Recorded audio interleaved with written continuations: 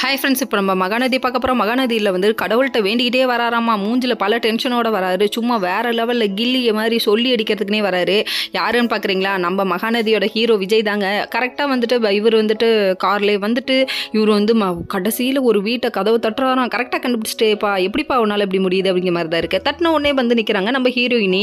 கண்ணாடியில் உன் முகம் தெரிய, முன்னாடி நான் தெரிய அப்படிங்கிற மாதிரி ஆயிடுச்சு. கடைசியில் பார்த்தா அவங்க ஓப்பன் பண்ணுறாங்க. ஓப்பன் பண்ணோடனே என்னப்பா இன்னும் காத்துட்ருக்க, கட்டி புடிடா விஜய் அப்படிங்கிற மாதிரி சீன்லாம் சொல்லிட்டாங்களாட்டுக்கு. டக்குன்னு இவர் பாஞ்சு கட்டி பிடிச்சிட்டாரு. கட்டி பிடிச்சோடனே நம்ம காவேரிக்கு ஒரு மாதிரி ஆயிடுச்சு. ஐயோ அப்படிங்கிற மாதிரி ஆயிடுச்சு.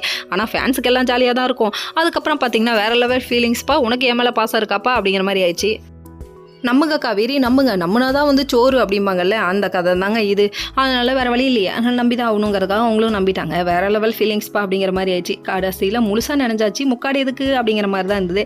வந்து காவேரிக்காக தான் ஃபீல் பண்ணி வந்துட்டாருன்னு தெரிஞ்சு போச்சு காவேரிக்கு. அதுக்கப்புறமும் வந்துட்டு இல்லைப்பா, அந்த அக்ரிமெண்ட் டேட் முடிகிறவரே நீ ஏன் பாதுகாப்பில் இருக்கணும்ப்பா அப்படி இப்படிங்கிறாரு. டே உருட்டுறா, எவ்வளோ அளவுக்கு உருட்ட முடியுமோ அவ்வளோ அளவுக்கு உருட்டிக்கு. ஆனால் உன் கூட்டு தான் உடஞ்சி போச்சே அப்படின்னு நினைக்கிறாங்க. அதுக்கப்புறம் பார்த்தீங்கன்னா இருப்பா டீ போட்டு கொடுக்குறேன்னு சொல்லிட்டு டீ போட்டு பால் காஃபி தூள் வாங்கிட்டு வேற லெவலில் குடிக்கிறாங்க, என்ஜாய் பண்ணுறாங்க.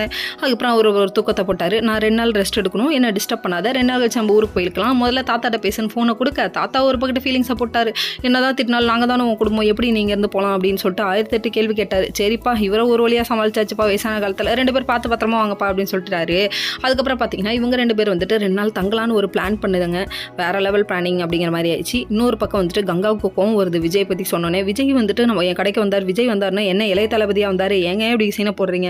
ஒரு மனுஷங்க வசதியாக இருந்தாங்கன்னா வசதியை பொறுத்து இல்லை, நடந்துக்கிறத பொறுத்து இருக்கு அவங்களுக்கான மரியாதை அப்படின்ட்டாங்க. வேற லெவல் அப்படிங்கிற மாதிரி ஆச்சு. ஓகே.